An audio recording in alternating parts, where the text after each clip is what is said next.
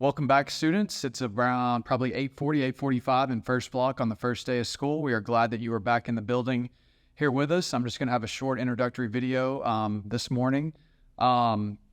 Next week, we are going to have grade level meetings during Focus. We'll start those on Monday, and those will go through Thursday. We're going to go into more detail about some of the stuff I'm going to mention right here. Just a couple big things up front. Dress code. If we have not already made the announcement for students that are out of dress code to go to the cafeteria, that's going to happen this morning. So that's a point of emphasis for this school year, making sure you're in the dress code and following what it says there.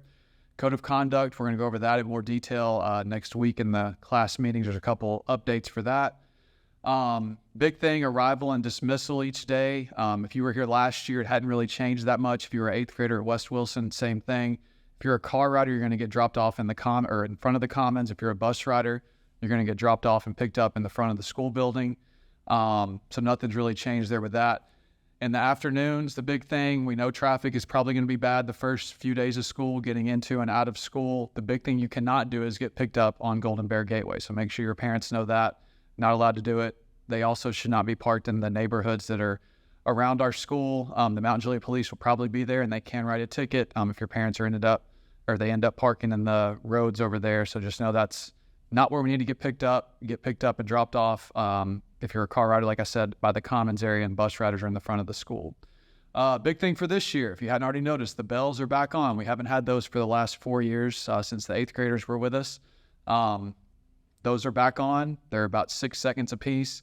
When they go off, when the bell goes off, if you were not in class, you were tardy. So there's no more of this, well, I made it in at the right time. The teacher was 30 seconds early or something. When the bell goes off, you are going to be considered tardy if you are not in the classroom. Teachers know that. Students, this is just another reminder of that this year. So bells are back on. Another thing for this year we didn't do last year, it's new. It's first 10 and last 10. The first 10 minutes of class and the last 10 minutes of class, you are not to leave the classroom. So once that bell rings, until 10 minutes is up, you're not allowed to leave the class unless it's an absolute emergency.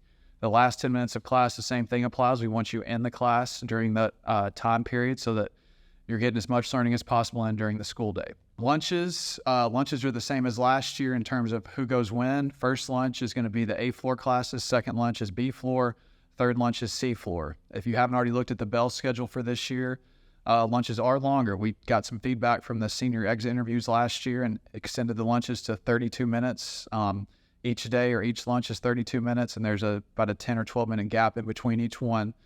You will get dismissed by the bell from the cafeteria when your lunch is over. First and second lunches, you'll go back or go to third block. If you have third lunch, which is C floor, you will dismiss straight from the cafeteria at 1:26 and then go on to Focus.